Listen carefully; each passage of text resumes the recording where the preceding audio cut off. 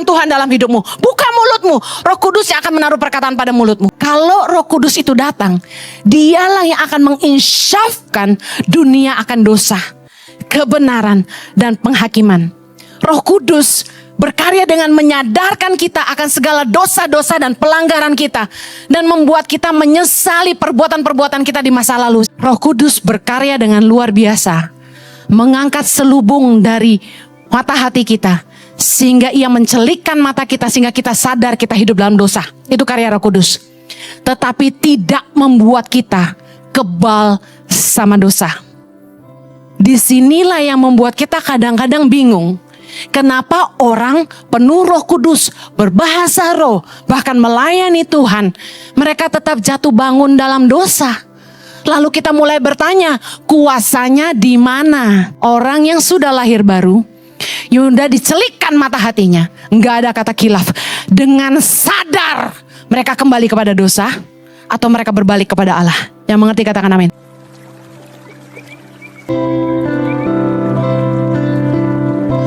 Baik, saya hari ini akan menyampaikan firman Tuhan tentang hidup dipimpin Roh Kudus. Dalam Kisah Rasul 2 ayat yang ketiga dan keempat. Kita baca sama-sama.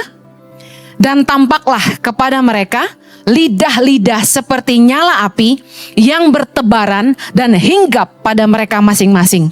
Maka penuhlah mereka dengan Roh Kudus. Lalu mereka mulai berkata-kata dalam bahasa-bahasa lain seperti yang diberikan oleh Roh itu kepada mereka untuk mengatakannya. Jadi pada hari Pentakosta, seperti yang Yesus janjikan, Roh Kudus turun ke atas setiap murid-murid Kristus yang berkumpul di loteng atas di Yerusalem. Tuhan memenuhi murid-murid Yesus dengan Roh Kudus. Dikatakan seperti lidah-lidah api mereka dihinggapi. Dan mereka mulai berbahasa lidah. Mereka mulai berbahasa-bahasa yang lain. Akan jadi perdebatan hari ini kalau kita bahas apakah tanda orang dipenuhi Roh Kudus adalah berbahasa lidah. Saya tidak mau bahas itu. Karena di dalam 1 Korintus 12 ayat yang 10 dikatakan bahwa ada karunia Roh Kudus yang berkata-kata dalam bahasa roh. Jadi ada yang akan bilang gini, bahasa roh itu karunia. Tidak semua menerimanya. I agree, ada ayatnya. Tapi yang terpenting bukanlah tentang apakah orang dipenuhi Roh Kudus berbahasa roh, tapi apakah buah-buah roh nampak dalam hidup orang percaya? Katakan amin. Gak penting Anda berbahasa lidah atau tidak, tapi apakah buah-buah roh nyata dalam hidupmu hari ini? Yang menarik dalam kisah ini adalah ini. Ketika mereka berbahasa-bahasa yang lain, orang-orang bisa mengerti apa yang mereka katakan. Mari kita lihat Kisah Rasul 2 ayat 7. Mereka semua tercengang-cengang dan heran lalu berkata, bukankah mereka semua yang berkata-kata itu orang Galilea? Ayat 8, bagaimana mungkin kita masing-masing mendengar mereka berkata-kata dalam bahasa kita sendiri? Yaitu bahasa yang kita pakai di negeri asal kita. Di sana ada orang-orang apa aja? Kita lihat ayat 9. Kita orang Parsia, Media, Elam, penduduk Mesopotamia, Yudea, Kapadokia, Pontus dan Asia, Frigia dan Pamfilia, Mesir dan daerah-daerah Libya yang berdekatan dengan Kirene, pendatang-pendatang dari Roma, baik orang Yahudi maupun penganut agama Yahudi, orang Kreta dan orang Arab. Kita mendengar mereka berkata-kata dalam bahasa kita sendiri tentang sama-sama perbuatan-perbuatan besar yang dilakukan Allah. Yang menarik dalam kisah ini adalah ketika mereka berbahasa dalam bahasa-bahasa yang lain, yang katanya bahasa lidah atau bahasa roh, kata-katanya itu bukan, maaf ya, sikarabata karalaba gitu, tetapi bahasa-bahasa yang dimengerti, bahasa yang dipahami oleh orang-orang yang berasal dari negara-negara yang berbeda. Luar biasa nggak? Dan apa yang mereka katakan adalah ini, perbuatan besar yang dilakukan Allah. Izinkan saya berkata ini, tanda pertama orang dipenuhi oleh Roh Kudus adalah mereka menceritakan perbuatan-perbuatan besar Allah dalam hidup mereka. Orang-orang yang dipenuhi Roh Kudus pasti mulutnya menceritakan tentang kebesaran Tuhan. Amin. Kalau dia isinya selalu komplain dan komplain, Tuhan mana, Tuhan di mana, mengeluh-mengeluh, Saya ragu orang ini penuh Roh Kudus apa enggak. Tapi orang yang dipenuhi Roh Kudus, apapun yang dia alami, dia akan selalu mengingat kebesaran Tuhan dalam hidupnya. Amen. Nah, luar biasa. Karya Roh Kudus yang pertama adalah ini. Roh Kudus mengurapi seseorang untuk menyampaikan firman Tuhan dengan penuh kuasa. Anda tahu setelah dipenuhi oleh Roh Kudus, ketika murid-murid dipenuhi oleh Roh Kudus, ada Petrus, murid Yesus yang kita tahu dia menyangkal Yesus 3 kali, dia penakut, tapi tiba-tiba dia jadi berani. Lalu dia mulai bangkit berdiri, dia mulai berkhotbah dengan penuh kuasa yang belum pernah dilakukan sebelumnya. Dia khotbah di situ dengan pengurapan Roh Kudus. Dikatakan dalam Kisah Rasul 2 ayat 37, ketika mereka mendengar hal itu, hati mereka sangat terharu. Lalu mereka bertanya kepada Petrus dan rasul-rasul yang lain, apakah yang harus kami perbuat, saudara-saudara? Lalu jawab Petrus kepada mereka, bertobatlah dan hendaklah kamu masing-masing memberi dirimu dibaptis dalam nama Yesus Kristus untuk pengampunan dosamu, maka kamu akan menerima karunia Roh Kudus. Saya lompat di ayat ke-41. Orang-orang yang menerima perkataannya itu memberi diri dibaptis, dan pada hari itu jumlah mereka bertambah. Kira-kira berapa? 3.000 jiwa. Luar biasa. Petrus yang penakut, dengan pengurapan dari Roh Kudus, dia menjadi seorang pengkhotbah yang begitu diurapi. Ketika dia berkhotbah, respon yang dialami oleh jemaat yang mendengarkan, ketika mereka mendengar hal itu, hati mereka sangat terharu. Mereka dijamah sama Tuhan, sehingga mereka semua ingin bertobat dan ingin percaya Yesus. Dan kita lihat di Alkitab dicatat 3.000 orang memberi diri dibaptis. Luar biasa ya. Roh Kudus itu kalau sudah mengurapi seseorang untuk menyampaikan firman Allah, kuasanya tuh bekerja dengan dahsyat. Jemaat yang mendengarkan bisa dibuka pikirannya, dicelikan mata hatinya, jadi ngerti. Kalau jadi ngantuk berarti belum dilawat Roh Kudus. Tapi kalau orang dengar firman Allah, tiba-tiba kayak, wah, seperti dihantam. Seperti pernah gak Anda dengar orang khotbah, hatimu seperti dipanah-panah. Nah itu aku, pernah gak? Yes, aku harus berubah. Wah, aku kayak gitu sama suamiku. Waduh, aku kayak gitu tuh sama pegawaiku. Wah, aku kayak gitu tuh sama mertuaku. Wah, aku kayak gitu tuh sama istriku. Tiba-tiba kayak disadarkan sama Roh Kudus. Itu kuasa Roh Kudus. Pengurapan Roh Kudus yang pertama, ketika kita ngomong, orang dijamah, hatinya berubah, berbalik kepada Allah. Mereka mau memberikan hidup mereka kepada Allah. Anda tahu penting sekali kalau Anda para penyampai firman Allah, Anda harus menundukkan diri kepada pengurapan Roh Kudus. Kenapa? Saya tiap kali doa selalu bilang, Roh Kudus menyerahkan setiap menit-menit ke depan ke dalam pimpinanmu. Karena tanpa engkau aku tidak mampu. Karena gini, sampai hari ini, kalau Anda jabat tangan saya saat ini, Anda akan merasakan tangan saya dingin. Karena sampai hari ini, biarpun saya sudah khotbah, gak tahu apakah sudah 1.000 kali, tapi saya tetap nervous, saya tetap takut, saya mulai panik ya. Jadi perut saya sakit, seperti ada butterfly bahasa Inggrisnya. Perut saya mules. Nah, setiap kali mau khotbah, saya panik ketika jemaat mulai, Bu Heni bisa doakan saya Bu Heni. Karena begitu berarti saya gak punya waktu buat persiapan. Karena saya butuh waktu untuk baca semua materi khotbah yang saya sudah siapkan. Karena waktu saya ketik materi khotbah ini, Tuhan yang memberikan pewahyuan, saya kan gak tahu. Jadi saya harus belajar lagi, saya belajar. Makanya saya bilang sama suami saya gak ngerti bagaimana kamu bisa siapin khotbah itu SKS. Sekali kebut semalam gitu. Jadi dia bisa gitu, Sabtu siapin 2 khotbah, luar biasa, expert. Saya butuh waktu, Selasa pagi, Rabu pagi, Kamis pagi, jangan ganggu.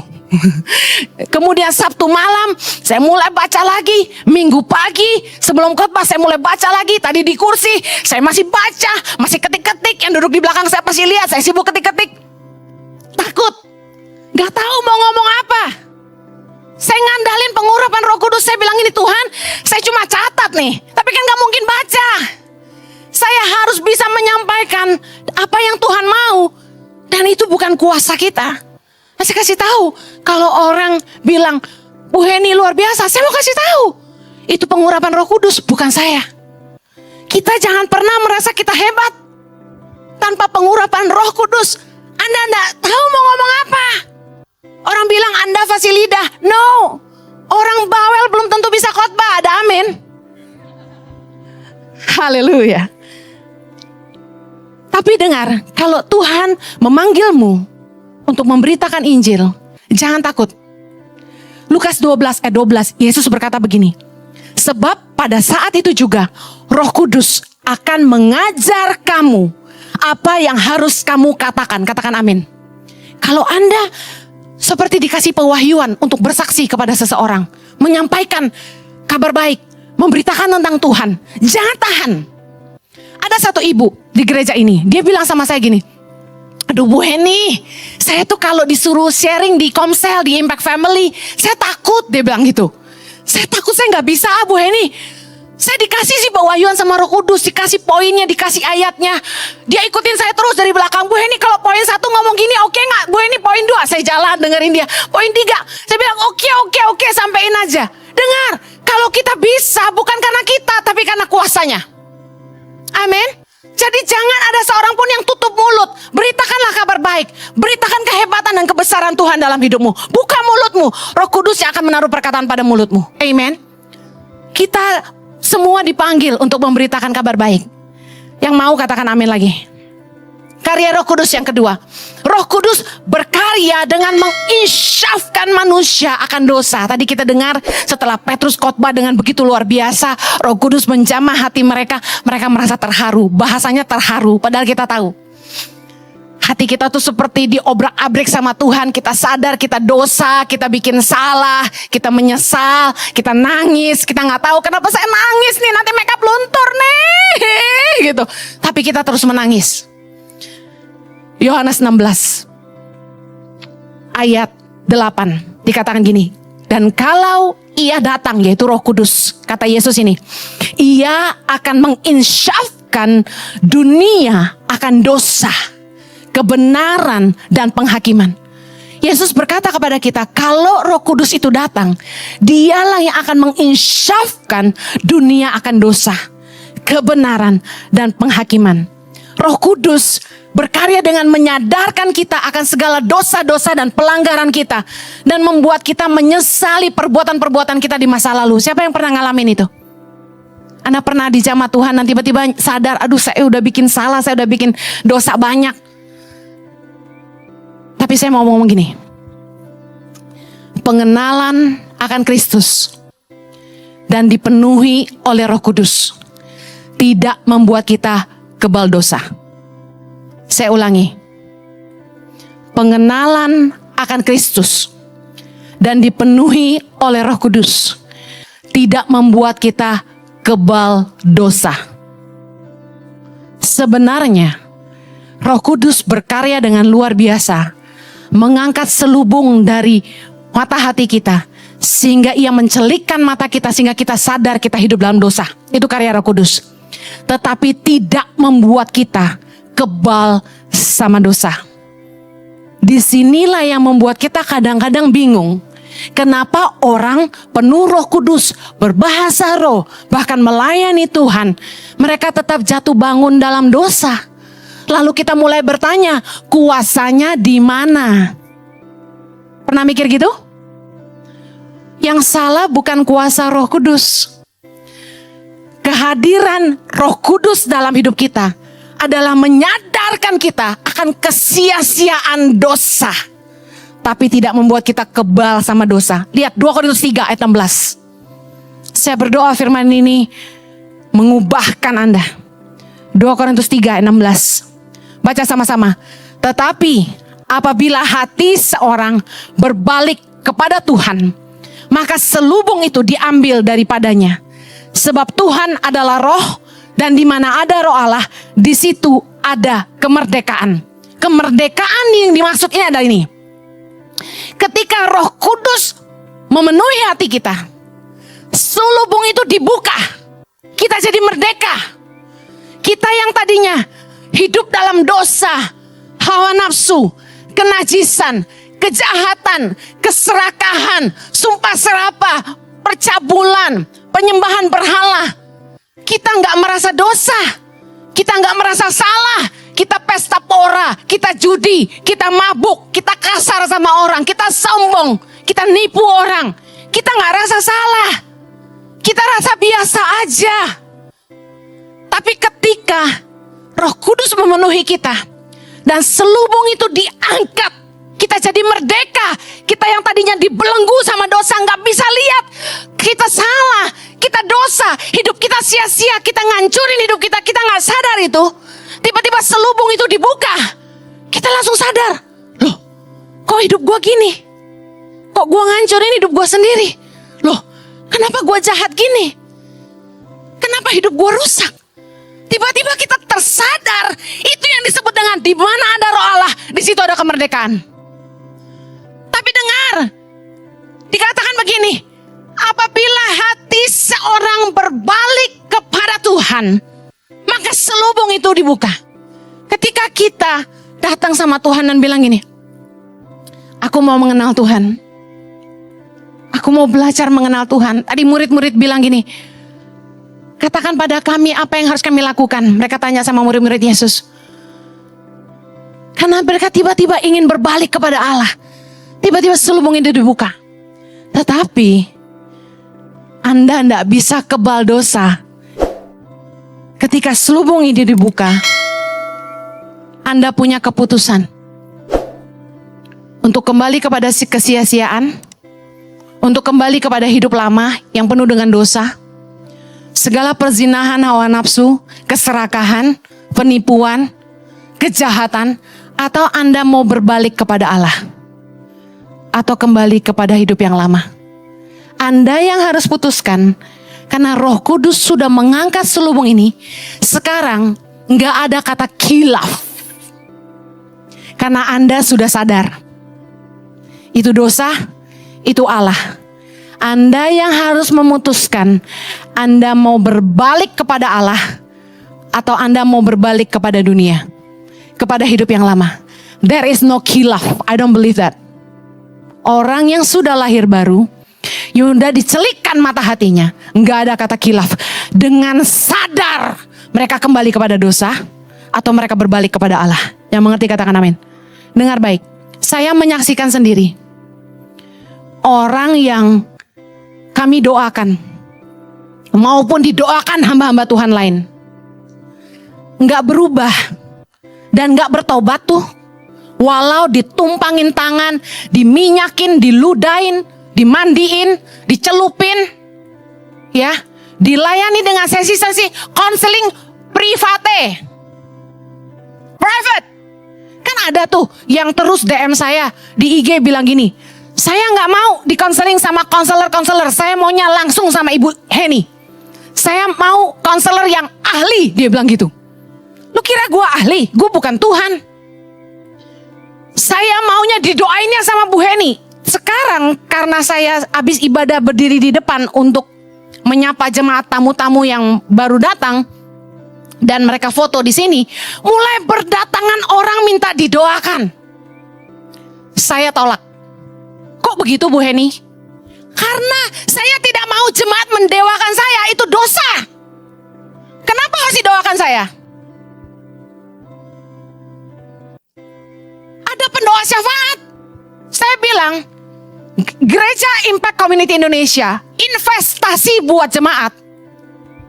Kasih persembahan kasih buat full-timer yang menjadi counselors full time di gereja ini, menangani counseling dari pagi sampai malam. Anda yang butuh dilayani, ada mereka. Ada beberapa volunteer juga yang memberi diri melayani, tidak digaji. Tapi mereka standby untuk mendoakan dan mengkonseling Anda kalau Anda butuh. Kenapa merasa harus didoakan saya? Kenapa merasa harus konselingnya sama saya? Saya saksikan sendiri, ini saya ngomong biar kapok. Kalau enggak saya mati muda kalau semua maunya sama saya. Anda sayang enggak sama saya? Jangan begitu dong. Ada bagiannya masing-masing. Udah khotbah capek-capek, berdiri lama-lama, suruh doain satu-satu, maaf ya, zaman dulu ada pendeta yang kayak gitu. Kalau dia jalan, gitu ya, semua orang maju-maju harus satu-satu yang dia pegang. Enggak, itu enggak benar. Saya enggak mau. Jangan mendewakan manusia. Tuhan satu-satunya Allah. Amen. Saya dan Jojo, suamiku terganteng sedunia ini. Kami melayani couple-couple ya, yang hampir cerai. Banyak. Yang gebuk-gebukan. Banyak. Yang mabuk-mabukan. Banyak. Yang suka judi, yang suka ngutang. Banyak. Nah, apakah mereka bertobat setelah kami konseling? Apakah hidup mereka berubah setelah kami doakan? Mereka merasa, oh, saya didoain dia berapa tahun gak berubah. Mungkin Ibu Heni sama Pak Jojo kurang diurapi. Dia cari pendeta lain. No, I'm telling you this is the true. Anda tahu cerita saya gak ada yang bohong. Real fact. Mereka pergi cari pendeta lain yang mereka pikir lebih diurapi. Hasilnya apa? Tetap sama. Sampai bohwat. Ngerti bohwat? Udah gak bisa bikin apa lagi. Istrinya juga udah putus asa. Saya lebih putus asa. Suami saya bilang gini, yuk kita temui mereka. Mereka minta ketemu. Saya bilang, Jo, kalau baru sekali, 2 kali, 3 kali gue ladenin. Ini udah gak tahu berpuluh-puluh kali. Saya bilang gini, saya jamin sekali lagi dia ketemu saya tetap gak berubah. Saya jamin. Saya ini sebenarnya kesal, tahu nggak? Karena tuh orang nggak sadar, dari sekian ribu orang pengen ketemu saya nggak temuin mereka seperti saya temuin mereka. Karena saking ini temen gitu loh. Gua kasih waktu. Saya nggak nyebutin detail ceritanya karena Bu Heni nggak boleh reveal orang-orang ini konseling gitu ya. Jadi saya nggak cerita detail. Tapi Anda tahu saya putus asa. Saya bilang sama Tuhan, salahnya di mana ya? Saya udah konselingin dia segala ilmu pencak silat, kungfu, judo, taekwondo, semua udah gue keluarin bahasanya tuh. Pengetahuan firman Tuhan udah sampai muntah-muntah, saya kasih semua. Suamiku yang sabar, luar biasa ini juga sudah ngomong. Jadi apa yang kurang? Saya pikir gini, apa Roh Kudus kurang berkuasa dalam hidup kita untuk mengubah orang lain? Enggak. Kunci perubahan hidup dan pertobatan bukanlah di penumpangan tangan maupun konseling orang. Kalau Anda ingin berubah, Anda harus berbalik kepada Allah. Saya kasih tahu, kalau orang tidak sungguh-sungguh berbalik kepada Allah dan bertobat sungguh-sungguh, mereka gak akan pernah berubah. Orang pikir kalau dipenuhi Roh Kudus tuh kayak sulap. Bim salah bim, boom. Jadi manis. Yang kasar jadi lembut. Yang tadinya galak jadi lemah lembut. Gak kedengeran kan? Anda lebih senang saya ngomong kencang atau pelan-pelan? Gak kedengeran tuh. Ini mic-nya memang di setting begitu ya. Kalau saya lembut langsung gak bunyi ya. Sih? Kita gak bisa ngarepin dipenuhi Roh Kudus, sulap bim salah bim, kita berubah, suami berubah, anak berubah. Enggak. Efesus 4 ayat 21. Karena kamu telah mendengar tentang Dia dan menerima pengajaran di dalam Dia menurut kebenaran yang nyata dalam Yesus. Baca sama-sama ayat 22. Yaitu bahwa kamu berhubung dengan kehidupan kamu yang dahulu harus menanggalkan manusia lama yang menemui kebinasaannya oleh nafsunya yang menyesatkan. Ayat 23. Supaya kamu dibaharui di dalam roh dan pikiranmu dan mengenakan manusia baru yang telah diciptakan menurut kehendak Allah di dalam kebenaran dan kekudusan yang sesungguhnya. Saya mau katakan gini, kalau Anda mau hidupmu berubah, harus ada keputusan yang kuat untuk sungguh-sungguh meninggalkan dosa dan hidup yang lama. Roh Kudus sudah berkarya dengan luar biasa, mencelikkan mata hati kita yang buta, mengangkat selubung dari hati kita, sehingga kita sadar kita hidup dalam dosa. Roh Kudus yang menginsyafkan kita. Tapi keputusan hati kita lah yang harus mau bertobat sungguh-sungguh dan berbalik kepada Allah. Pertobatan berasal dari kata metanoia yang artinya berbalik 180 derajat. Metanoia atau pertobatan adalah keputusan kita untuk benar-benar berhenti berbuat dosa. Ingat saya khotbah minggu lalu tentang perempuan yang kedapatan berbuat zina? Apa yang Yesus ngomong sama dia dalam Yohanes 8 ayat yang ke-11? Pergilah dan jangan berbuat dosa lagi mulai dari sekarang. Ini pertobatan. Yang Yesus mau gini, jangan berbuat dosa lagi mulai dari sekarang. Itu pertobatan. Kunci menang atas dosa adalah bertobat sungguh-sungguh dan berbalik kepada Allah. Nah, harus ada kemauan yang kuat untuk berhenti berbuat dosa. Berhenti berbuat dosa seperti apa dijelaskan dalam Efesus 4 ayat 25. Saya bacain cepat-cepat. Ayat 25 bilang ini, buanglah dusta dan berkatalah benar. Ayat 26, apabila menjadi marah, janganlah berbuat dosa. Janganlah matahari terbenam sebelum padam amarahmu. Jangan beri kesempatan pada iblis. Bertobat artinya, orang yang mencuri, janganlah ia mencuri lagi. Baiklah ia bekerja keras dan melakukan pekerjaan yang baik dengan tangannya sendiri. Ayat 29, janganlah ada perkataan kotor keluar dari mulutmu. Pakailah perkataan yang baik untuk membangun di mana perlu. Ayat 30, jangan mendukakan Roh Kudus Allah yang telah memeteraikan kamu menjelang hari penyelamatan. Segala kepahitan, kegeraman, kemarahan, pertikaian, fitnah hendaklah dibuang dari antara kamu. Demikian pula segala kejahatan. Saya mau kasih tahu, ini pertobatan. Artinya apa? Berbalik. Dulu Anda orang yang pemarah, dendeman, suka benci sama orang. Anda berbalik jadi orang yang suka mengampuni. Anda melepaskan pengampunan. Anda tidak benci sama orang. Anda ramah sama orang. Anda kasih orang kesempatan. Dari orang yang suka mencuri, gak mau bekerja, malas, hanya mau enaknya aja, Anda berbalik jadi orang yang mau bekerja, berhenti mencuri. Dari orang-orang yang suka ngomong jorok, ngomongnya kotor melulu, Victor, pikiran kotor, Anda berbalik jadi orang-orang yang berkata benar dan melakukan apa yang benar. Orang-orang yang suka menghakimi orang lain, orang yang suka nunjuk-nunjuk kesalahan orang, berbalik jadi orang yang bisa menerima dan menghargai orang lain. Bertobat artinya sungguh-sungguh berbalik dari dosa. Kita melupakan hal yang paling dasar, bahwa Tuhan itu menciptakan kita sebagai manusia yang punya kehendak bebas. Tuhan tuh gak menciptakan kita seperti robot-robot yang terprogram untuk mengasihi dan taat sama Tuhan. No. Kita punya kehendak bebas dan itu yang Tuhan gak pernah ambil dari kita. Ingat kejadian air bah? Waktunya zaman Nabi Nuh. Apa yang bikin Tuhan marah? Kejadian 6 ayat 5, ketika dilihat Tuhan bahwa kejahatan manusia besar di bumi dan segala kecenderungan hatinya selalu membuahkan kejahatan semata-mata. Nah, saya mau kasih tahu, Tuhan bisa nggak setelah zaman air bah, Tuhan mulai ciptakan manusia yang baru? Kan bumi dihapus tuh, tinggal keluarganya Nuh.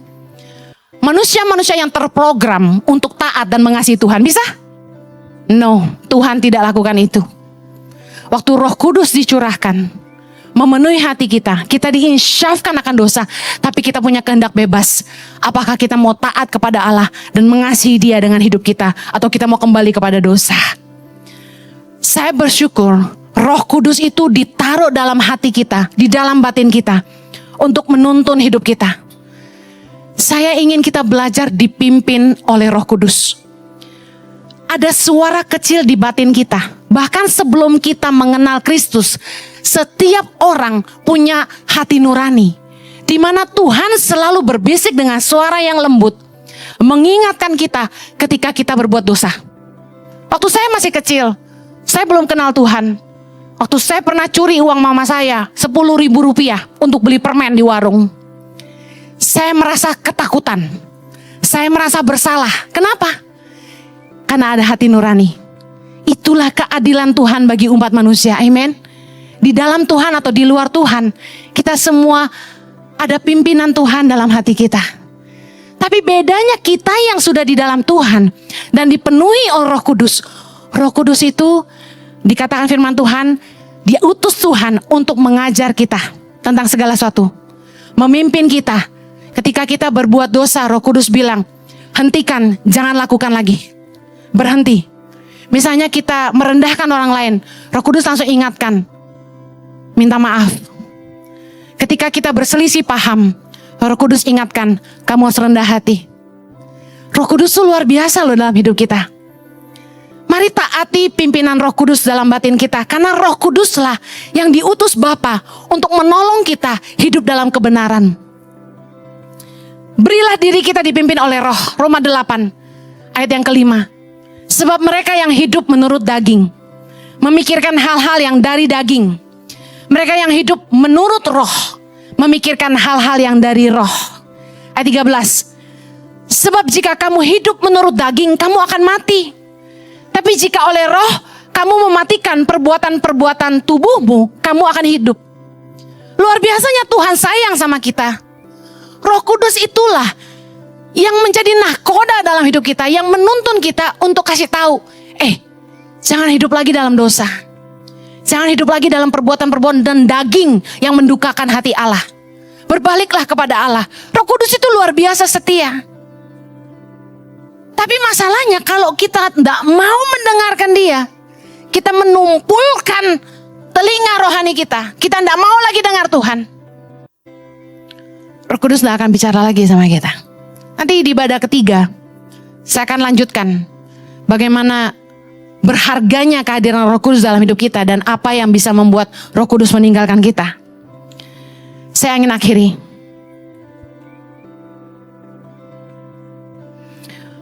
Roh Kudus memang yang menuntun kita untuk hidup dalam jalan-jalan Allah, tapi keputusan kitalah yang menentukan apakah kita mau sungguh-sungguh berbalik kepada Allah, hidup di jalan-jalannya, atau kembali kepada hidup kita yang lama dan mati dalam kesia-siaannya. Mari belajar memberi dirimu dipimpin Roh Kudus. Dengarkan suara lembut dalam hatimu. Hargai kehadiran Roh Kudus dalam hatimu. Mari belajar mencintai Tuhan dengan seluruh hidup kita. Karena untuk itulah Roh Kudus diutus. Dia datang menginsyafkan kita akan dosa. Tapi ingat, keputusan kitalah untuk sungguh-sungguh berbalik dan hidup bagi Allah, yang akan membuat kita memperoleh janji-janji Allah dalam hidup kita. Yang mau katakan amin. Kita berdoa. Bapa di sorga, terima kasih untuk Roh Kudus-Mu. Mari mengucap syukur buat Roh Kudus. Terima kasih Tuhan untuk Roh Kudus-Mu dalam hati kami.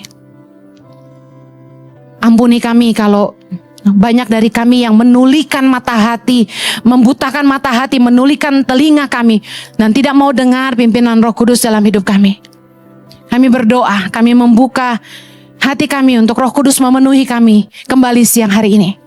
Penuhilah umat-Mu Tuhan. Ajarilah kami jalan-jalan-Mu.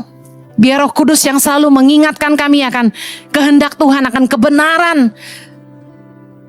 Membuat kami setia sama Tuhan. Roh Kudus adalah materai akan keselamatan yang kami akan terima. Penuhilah kami Tuhan. Mari buka hatimu dan minta Roh Kudus memenuhi hatimu. Roh Kudus penuhilah hati kami. Penuhi hati kami Tuhan. Hadirlah dalam hidup kami. Kami rindu jamahan-Mu. Kami rindu kehadiran-Mu. Penuhilah kami Tuhan. Katakan, aku mengasihi Engkau Roh Kudus. Aku membutuhkan-Mu Roh Kudus. Aku mengasihi-Mu Roh Kudus. Engkau manis, Engkau lembut Tuhan. Kami butuh Engkau dalam hidup kami. Lawat kami siang hari ini. Penuhi hati kami Tuhan. Dalam nama Yesus. Dalam nama Yesus. Terima kasih Tuhan. Meteraikan kebenaran firman-Mu. Bela setiap kami hidup dimerdekakan. Karena di mana Roh Allah berada, di situ ada kemerdekaan. Bebaskan kami dari belenggu dosa. Biarlah kami kembali kepada jalan-jalan Allah. Di dalam nama Yesus kami berdoa. Amen.